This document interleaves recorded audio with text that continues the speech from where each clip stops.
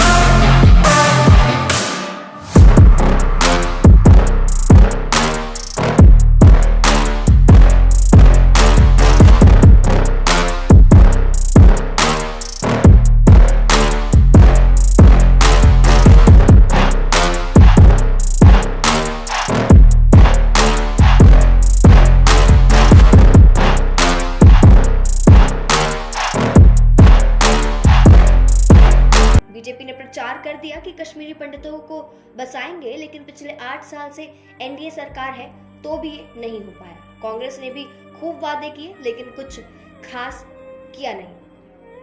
अगर बात मनमोहन सरकार की जाए तो मनमोहन सरकार के दौरान साल 2008 में कश्मीरी माइग्रेंट्स के लिए पीएम पैकेज का ऐलान किया गया था। इस योजना में कश्मीर से विस्थापित लोगों के लिए नौकरियां भी निकाली गई थी, जिसमें अब तक कश्मीरी पंडितों समेत अलग अलग वर्गों के लिए इस योजना के तहत 2008 और 2015 में 6000 नौकरियों का ऐलान हो चुका है। इस योजना के तहत नौकरी पाने वाले कश्मीरी पंडित बताते हैं कि योजना को कश्मीरी पंडितों को बसाने वाली योजना के तौर पर नहीं देखना चाहिए। उनका कहना है कि वो कहीं के नहीं रहे, कश्मीर में उनका पैतृक घर छीन लिया गया है और जब जम्मू में रहने लगे तो सरकार ने एक परिवार के एक सदस्य को लेकर कश्मीर में नौकरी के लिए पटक दिया। उनकी सारी फैमिली जम्मू में रहती है, घर पर बीमार माता पिता हैं, लेकिन नौकरी के लिए उन्हें कश्मीर जाना पड़ता है। जम्मू में नौकरी की मांग करते हुए आज कश्मीरी पंडित के पास बहुत दर्द है, बहुत दुख है, लेकिन उनके घर की हालात कैसी है वो खुद जाकर देख भी नहीं पाते। एक तरफ वो लोग घर वालों से दूर रहते हैं तो दूसरी तरफ वो ऐसी जगह रहते हैं जहां आजादी का एहसास आज तक नहीं हो पाया है।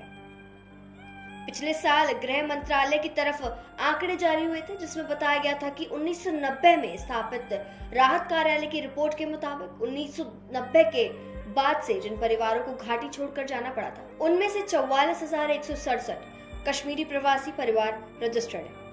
अब ऐसे में हिंदू प्रवासी परिवारों की संख्या 39,782 है। पीएम पैकेज के तहत रोजगार के अलावा इन परिवारों में जो अपने मूल स्थान पर बसना चाहते हैं उनके लिए आर्थिक सहायता का प्रावधान है। साथ ही कश्मीरी प्रवासियों को नकद की राहत दी जाती है। अब जो कश्मीरी पंडित ऐसे में घाटी छोड़कर कभी गए ही नहीं, उनमें से कई अब अपने आप को ठगा हुआ महसूस करते हैं।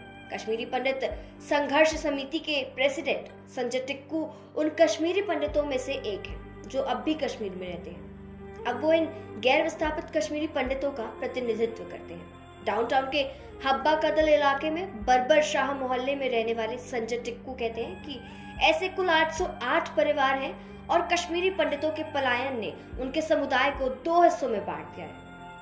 एक हिस्सा माइग्रेंट्स का है और दूसरा हिस्सा नॉन माइग्रेंट्स का। अलग अलग सरकारों ने उन कश्मीरी पंडितों की चिंता खूब की जो वहां से चले गए, लेकिन जो वहां रह रहे हैं उनके बारे में कोई सोचता तक नहीं। उनका जिक्र किसी फिल्म या कहानी में किया नहीं जाता है। जब मनमोहन सिंह ने विस्थापित कश्मीरी पंडितों के राहत और पुनर्वास का ऐलान किया था तो कश्मीरी पंडित संघर्ष समिति ने गैर विस्थापित पंडितों को भी हिस्सेदारी देने की मांग की थी। ऐसे में हाईकोर्ट में जाना और वहां से फैसला पक्ष में आने के बाद भी कुछ बदला ही नहीं। कश्मीरी पंडितों का कहना है कि घाटी में रह रहे कश्मीरी पंडितों के साथ सौतेला व्यवहार हो रहा है। सरकारें यहाँ के पंडितों के लिए कुछ नहीं करती। अब ऐसे में संदीप कहते हैं कि वो कुछ दिन और सरकारी नौकरी का इंतजार करेंगे, नहीं तो रोजगार की तलाश में उन्हें भी कश्मीर छोड़ना पड़ सकता है। उनका कहना है कि अब उनकी उम्र हो रही है, उन्हें रोजगार के लिए कहीं ना कहीं जाना ही होगा।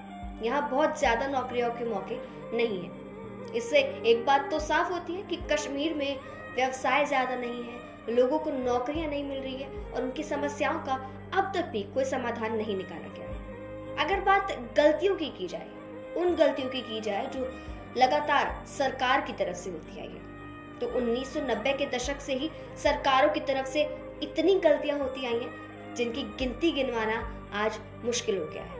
1990 के दशक में कश्मीर में जिस तरह से अल्पसंख्यकों के खिलाफ माहौल बना, तो उसे गलत तरीके से लिया गया और पलायन को प्रोत्साहित भी किया गया। अब विस्थापन के बाद कश्मीरी पंडितों को वापस ले जाने के लिए किसी भी सरकार ने कोई ठोस कदम नहीं उठाया। इन 30 सालों के दौरान जिस तरह से कट्टर बयानबाजी दोनों तरफ से हुई है, उसकी वजह से कश्मीरी पंडितों की वापसी और मुश्किल हो गई है। 2008 के बाद मनमोहन सरकार में जो स्कीम लाई गई थी, उसमें कुछ हद तक तो कामयाबी मिली।